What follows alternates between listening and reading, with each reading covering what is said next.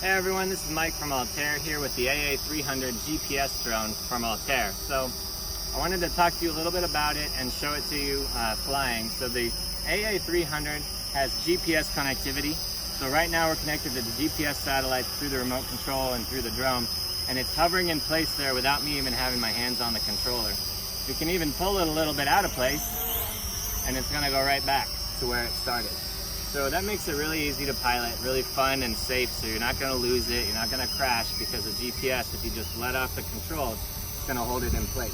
It has about 150 meters of range, comes with one battery, which has 15 minutes of flight time. Like I said, it's really easy to pilot with one button takeoff and landing. Return home features, the return home safety feature as well, so if your drone starts to lose control, lose connectivity between the controller and the drone, it'll just return home automatically.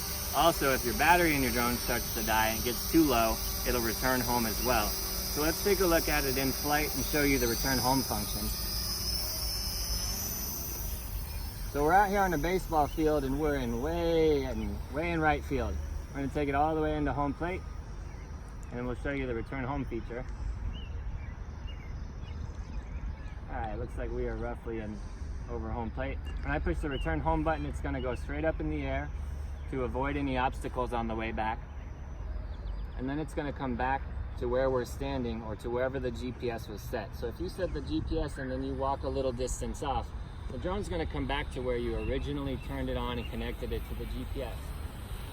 Then after 10 or 15 seconds, it's going to land itself and come down. So just be patient and it'll come down. And this is the Altair AA300 GPS drone.